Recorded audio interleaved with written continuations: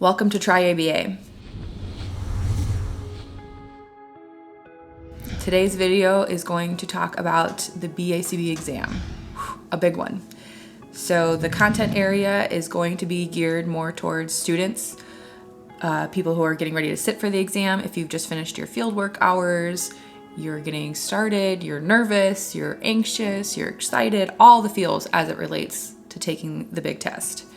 So my plan for the content moving forward after this video, which this one will just be more intro and some of my tips and tricks when thinking about studying or taking the test itself. And then following, I will be taking some areas of the task list, giving a practice question, and then breaking it down, thinking about the question itself, the potential answers, helping you through that, and then talking about a little bit about the content area in order to help build a little bit more fluency, competence, and confidence in that question, in that area. So that being said, let's dive in and talk about the test. The BCBA exam is 185 questions. That's a lot. And you have 4 hours to complete it. So you have plenty of time. Just know that you have plenty of time.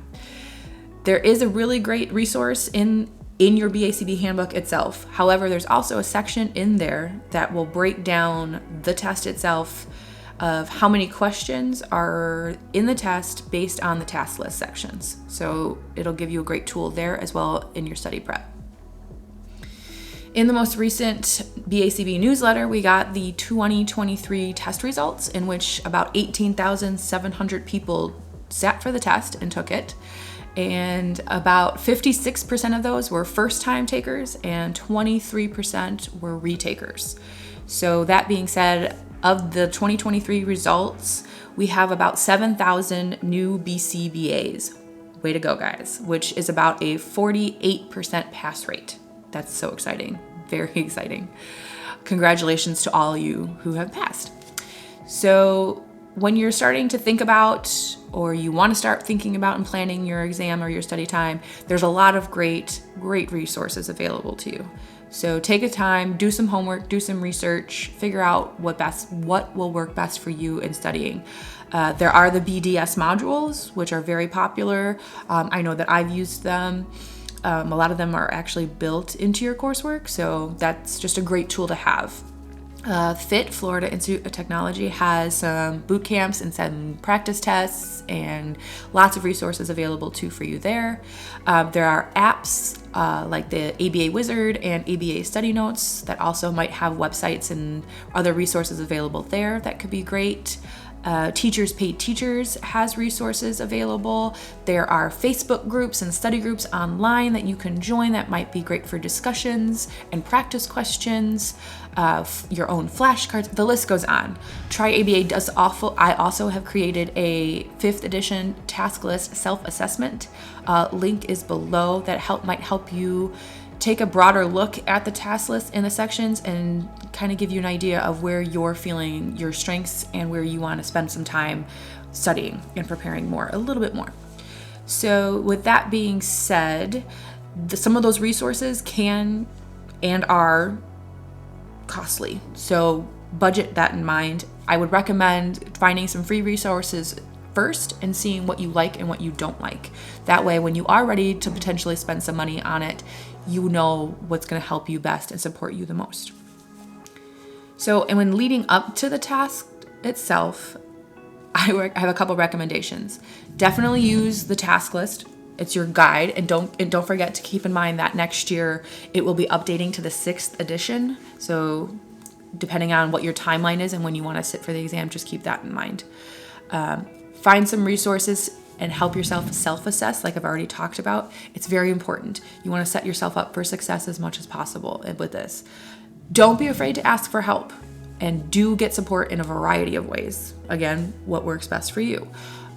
Don't get help just for the sake of getting help. When I first started studying, I got the BDS modules, and I felt like I was so fixated on mastering them and getting 100% that I wasn't taking the time to really know and learn and build my fluency in the content area that it was meant to be, to help me study and pass the test, not pass the modules.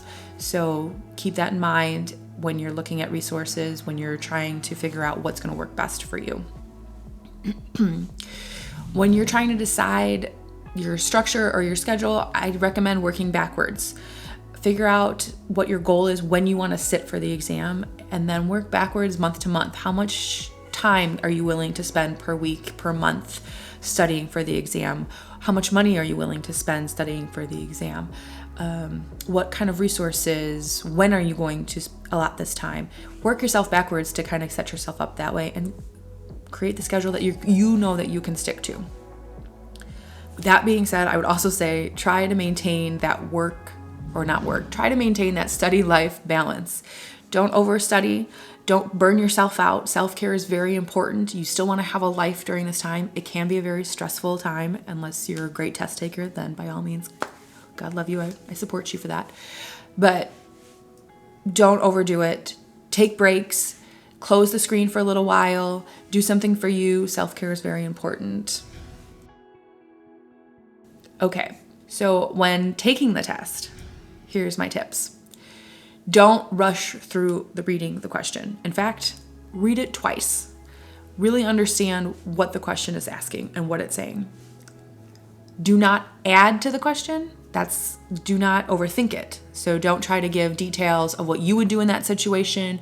Don't make assumptions about what the client, the parent, whatever the scenario is. Don't make assumptions. Don't add details to the question. Just take it at face value. This is my question. This is the scenario.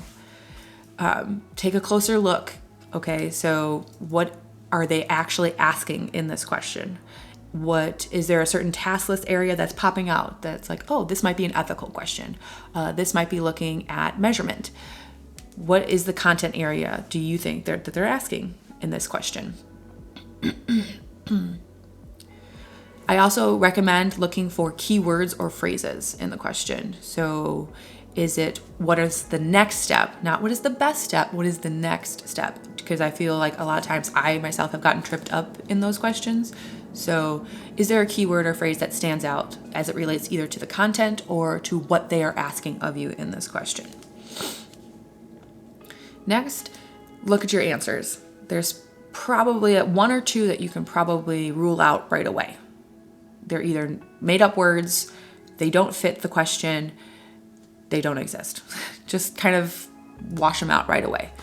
When you're with the answers that you're left with that are still possibles, now kind of go back to your task list. Does it go back to the question? Does it go back to a content area? Does it fit what they're asking? Does it make sense? Don't forget to talk to yourself a little bit internally. What am I trying to get to? What is the answer here? What's going to help me get there? Don't hesitate to go back to the question if you're still stuck. Read it again, go through your potential answers again, and see what might fit. The biggest thing I can say when you're taking the test, obviously, is allow yourself that time. You can flag questions to come back to if you're really stuck. Don't overuse the flag because you might get overwhelmed by how many flags you have at the end of your time. Take your time with each question and try to stay positive. Try to take breaks, take breaths, close your eyes so you're not staring. Give yourself a break from that screen a little bit. Use the time that you have. If you're finished and you finish early and you just want to be done, I support that as well. But just know that you have the 4 hours, 185 questions. You could do this. Try to be your own hype man for this test and try to set yourself up for success as much as possible. My TryABA challenge to you all for this, before we start diving into actual content area as far as the task list and exam prep questions, is start looking at your self-assessment, self-awareness. Write a list of about 5 things that you think will help you and support you best when you're prepping to start studying for this test. Make sure you hit that subscribe button too, please. I'd appreciate it.